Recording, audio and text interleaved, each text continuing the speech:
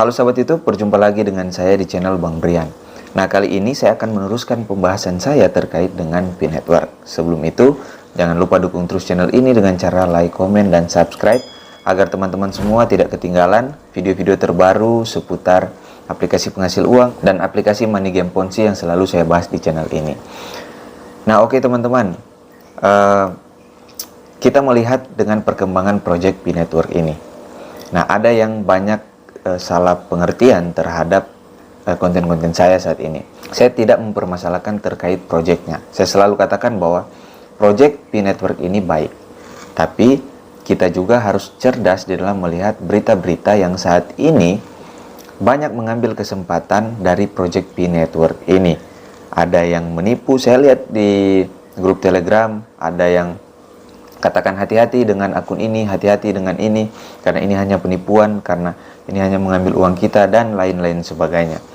Nah, terkait dengan harga Pi sendiri, saya selalu katakan bahwa harga Pi ini adalah hasil konsensus dan tidak akan digunakan pada saat Pi Network ini juga listing, mungkin di market atau dimanapun. Tapi ada juga yang mengatakan bahwa Pi Network ini tidak akan listing di market manapun karena ini adalah uang digital.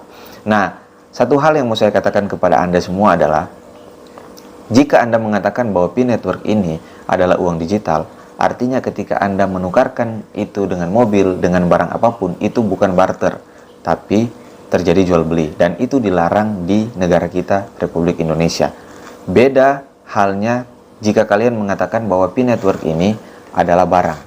Kalau Pi Network ini adalah barang, cocok ketika kalian menukarkan barang Pi Network ini dengan barang, artinya itu terjadi barter. Jika itu yang kalian anggap Pi Network ini adalah barang. Tapi kalau kalian menganggap Pi Network ini seperti saya katakan tadi adalah uang, mau kalian akadnya pun barter, itu tetap dinamakan jual beli, dan itu sangat dilarang. Nah, saya sudah bahas pada video saya sebelumnya bahwa pemerintah Cina juga sendiri mengatakan bahwa belum ada bukti bahwa Pi Network ini bisa ditukar dengan barang di China sendiri, karena isu-isu yang berkembang bahwa di China sudah bisa ini, sudah bisa tukar ini, sudah bisa tukar itu. Dan ketika Cina mengatakan hal demikian, saat ini teman-teman, Vietnam angkat bicara terkait dengan resiko yang akan ditimbulkan oleh Pi Network ini. Nah, ada 3 ahli, baik ahli ekonomi maupun ahli jaringan yang sudah angkat bicara di Vietnam sendiri. Kan banyak teman-teman katakan bahwa ini kan gratisan, tidak mengeluarkan uang. Nah, 3 ahli ini, ahli ekonomi dan ahli jaringan ini akan menjelaskan bahwa apa dampaknya atau apa risiko dari ketika kita menambang Pi ini yang masih ilegal, dan di Vietnam sendiri juga masih ilegal. Kita akan baca berita dari Vietnam. Di sini kita lihat vietnam.net. Nah, di sini judulnya, para ahli memperingatkan tentang risiko penambangan jaringan Pi di Vietnam. Di sini dikatakan bahwa beberapa pakar ekonomi baru-baru ini menyampaikan kekhawatiran tentang risiko yang diambil oleh penambang saat mengunduh aplikasi di Pi Network untuk menambang Pi bentuk mata uang digital yang belum dilisensikan di Vietnam. Artinya bukan hanya Indonesia, tetapi Vietnam sendiri, Pi Network ini masih ilegal. Jadi kalau ada berita bahwa Vietnam sudah bisa tukar ini, sudah bisa beli mobil, saya rasa itu berita hoax dan belum ada kebenaran. Sampai saat ini juga belum ada kebenarannya. Jadi seperti saya katakan tadi bahwa ada yang mengatakan Pi Network ini gratis, tidak mengeluarkan uang, jadi katanya aman. Nah, ternyata bertolak belakang dengan pendapat Dr. Lee Bachin Nan, pakar ekonomi senior yang meyakini bahwa Pi seperti halnya mata uang digital lainnya telah melabeli dirinya dengan uang virtual.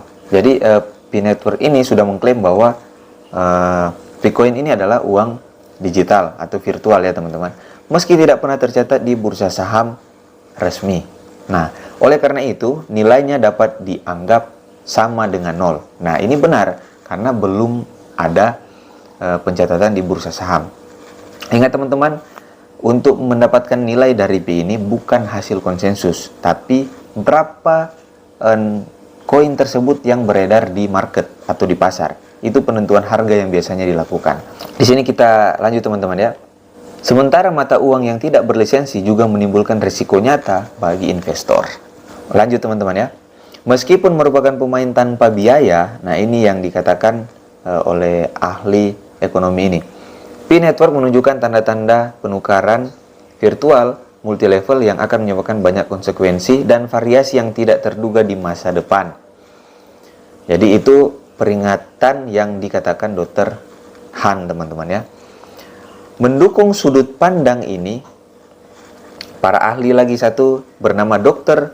Tran Nguyen Dan, seorang dosen di Universitas Ekonomi Kota Ho Chi Minh, bertanya-tanya tentang motif sebenarnya dari pemegang P-Network ketika memasarkan model tersebut. Jadi apa sebenarnya motif dari si P-Network ini, pengembang atau core teamnya atau si Dr. Nicholas, dari model P-Coin yang telah dibuat saat ini dan menggemparkan dunia. Kira-kira seperti itu. Tidak terbayangkan bahwa jaringan Pi telah menarik lebih dari 10 juta pengguna tak lama setelah katanya diluncurkan. Oke ya teman-teman. Pengguna dikatakan tidak membayar apapun selain mendapatkan keuntungan sebagai imbalannya. Sampai saat ini juga saya rasa belum ada keuntungan yang didapatkan. Malah banyak yang mengambil kesempatan dari project P-Network ini. Faktanya ketika pengguna mendaftar untuk bermain, mereka secara tidak sengaja menjual informasi pribadi mereka kepada pengembang. Ini yang dikatakan Dr. Dan, seorang dosen di universitas yang ada di Vietnam. Jadi ketika Anda main P-Network ini dengan memberikan KYC, maka secara tidak langsung Anda sudah menjual data pribadi Anda. Nah ini memang berbahaya teman-teman. Kenapa? Karena ada banyak yang dijual di dark web. Dan kita tidak tahu karena aplikasi P-Network sendiri merupakan aplikasi yang ilegal, belum berlisensi di dunia teman-teman, bukan hanya di Indonesia, di Vietnam sendiri tidak, di Cina juga tidak, dan bahkan mungkin di Amerika sendiri juga tidak. Jadi ini masih sangat diragukan dan sangat bahaya ketika kita memberikan data pribadi kita kepada pengembang. Itu yang dikatakan oleh Dr. Tan saat ini ya, seorang dosen. Kita lanjut teman-teman. Dia menyatakan bahwa tidak ada pemain yang tahu apa yang akan terjadi dengan jumlah Pi yang mereka peroleh, atau bahkan jika mata uang kripto bahkan dapat ditukar dengan US dollar. Jadi tidak ada yang tahu apa sebenarnya motif dari Dr. Nicholas atau pengembang ini. Nah, oke teman-teman, kita lanjut. Nah, di sini para ahli menawarkan saran. Jadi di Vietnam sendiri sudah banyak katanya kejadian-kejadian penipuan dari modus-modus cryptocurrency yang seperti ini.